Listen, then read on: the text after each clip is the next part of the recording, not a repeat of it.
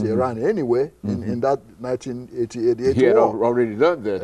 Exactly. So the Iranians would have been busy trying to use the money for these conventional weapons than building nuclear weapons. So as far as Saddam Hussein was there, Iran would have been contained. We will use Saddam Hussein to keep them in check. You know, but when we went foolishly and overthrew Saddam Hussein, then Iran was free to pursue its nuclear ambition without worrying about its neighbors. Pakistan wasn't going to do anything. Pakistan is friendly with, you know, Pakistan already has its own bomb, the Islamic bomb. You know, Afghanistan is in chaos. They don't have nothing to do. They won't even do nothing to Iran. The other, you know, neighbors, Soviet Azerbaijan, former Soviet, you know, the same. There are shares over there. So you see, Iran is let loose. Now, who is more worried about Iran's nuclear ambition? Now, one would be surprised is the Arab countries. It's the Arab countries. It's not the Israelis. Okay. Though Israelis are worried because of what Ahmadinejad has been saying. And, you know, in all likelihood, they might attack Iran. But the Arab countries are more worried. About Iran having a nuclear weapon. Because from time immemorial, the Arabs have been fighting with the Persians. You had during the war between Iran and Iraq, Saddam called that war the Qadisiyah. That was about a war fought between the Persians and Arabs before, almost centuries before.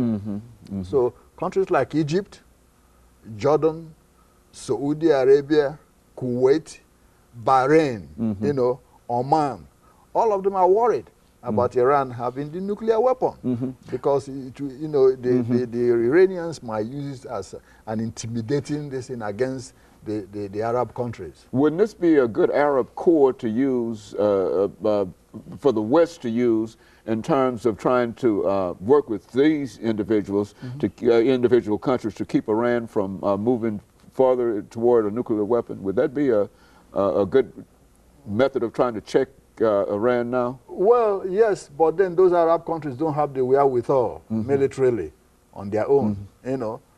So that's the problem. But the fear is this: if Iran obtains this nuclear weapon, as it's trying to do now, in all likelihood, Egypt will move. Okay, Egypt has the means and all that. Egypt will move to acquire them, and probably Pakistan might, you know, smuggle some to Egypt or from North Korea. Saudi Arabia, with all the money it has, can have some. Saudi Arabia financed Pakistan's nuclear weapons. So they might acquire one themselves. So what you have is a proliferation of nuclear weapons in the whole of the nuclear, in the Middle East, which will be a threat to Israel. Israel as well as to one another. As well as to one another, okay? And that's what most of the European countries and the United States do not want to see happen. You see? Now, Israel might on its own act against Iran.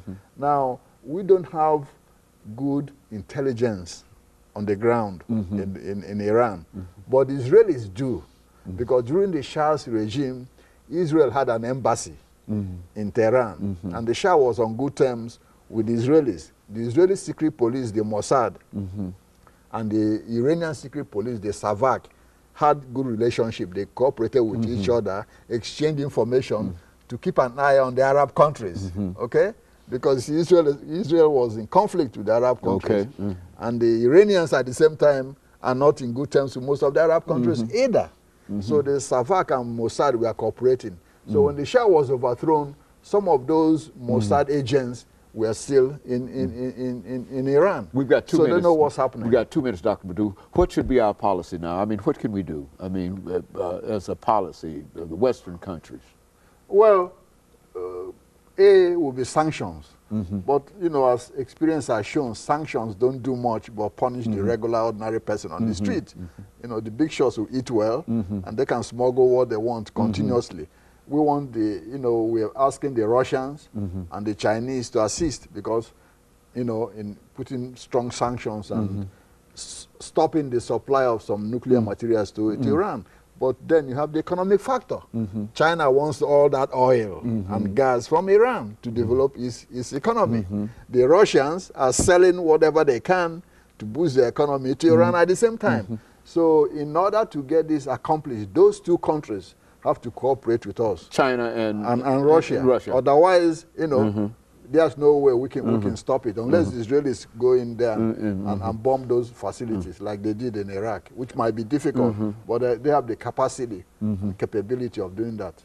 And so in a real sense, we're sort of in a real hole in reference to Iran in terms of it developing its own nuclear weapon. We have very little leeway in terms of controlling that. That's correct. And that's, like I said, that's why we should not have overthrown Saddam Hussein to begin with. We would have had at least you know, somebody around there to use and keep an eye on them. And of course, Dr. LMadu, it's time out for us. And let me thank you for coming by, and let me encourage our audience to tune in again next week for another informative edition of Comments. Thank you and good morning.